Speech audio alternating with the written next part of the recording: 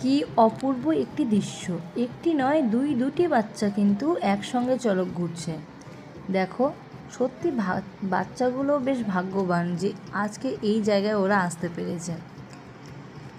আজ আমরা আছি ইংলিশ বাজারের অভিরামপুরে চড়ক পুজোর মেলায়। তো চলে এসেছি চড়ক পুজোর মেলাতে। দেখো, এখানে কিন্তু বিভিন্ন রকমের দোকান বসেছে খাবারের, যেমন চাট, মোমো, ফুচকা, অনেক রকমের খাবার খেলনার দোকান বসেছে। আর এখানে একটি সাধু বাবা, যিনি এই চড়ক গাছটায় পুজো করছেন, ইনি সন্ন্যাসীদের গুরু হবেন।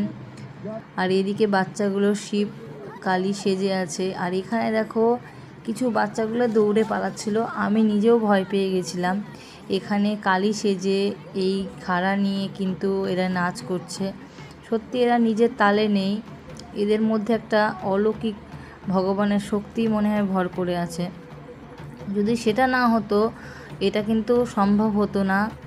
এখানে যারা সাধু সন্ন্যাসীরা আছেন, তারা প্রত্যেকে কিন্তু কঠোর তপস্যা করেন, অনেক কিছু করেন, অনেক কঠিন পরিশ্রম করেন। 1 মাস তারা পায়ে হেঁটে, খালি পায়ে অনেক জায়গায় যান, অনেক তপস্যা করেন। তার জন্য কিন্তু আজকে এটা সম্ভব। সাধনা না করলে, ভগবানের সাধনা না করলে এটা কখনোই সম্ভব নয়। দেখুন, পিঠে বড়শি গাঁথা আছে, এটা কি সম্ভব? এটা কখনোই সম্ভব নয়। একটা অলৌকিক শক্তি কাজ করে। তো এখন শুরু হয়ে যাচ্ছে, চড়ক ঘোরাবে, তার জন্য তার প্রস্তুতি শুরু হয়ে গেছে। এখানে কিছু নিয়ম আছে যেগুলো তারা করছেন। তো এখানে অনেক পুজো, অনেক কিছু করতে হয়, তারপরে কিন্তু চড়ক ঘোরানো শুরু হয়। তো সেগুলোই এখন করা হচ্ছে, দেখতেই পাচ্ছেন।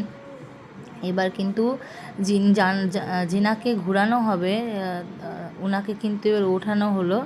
এবার ওনার যে বড়শি গাঁথা আছে, সেখানে এই দড়িতে বাঁধানো হলো। পুরোটাই কিন্তু আমি আপনাদেরকে দেখাতে পারছি, একটু ভালো করে লক্ষ্য করুন। এখানে এবার এই যে শুরু হয়ে গেল, এই যে চড়ক ঘোরা, এই যে এবার ঘোরাবে। তো সত্যি দারুণ লাগছে।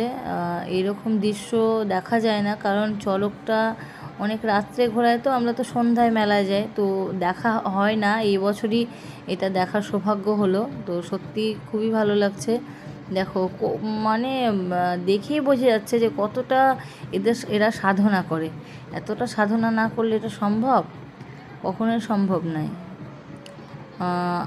এখানে প্রচুর লোকজনের ভিড় হয়েছে, সবাই তো মোবাইলে ভিডিও করছে, ছবি তুলছে।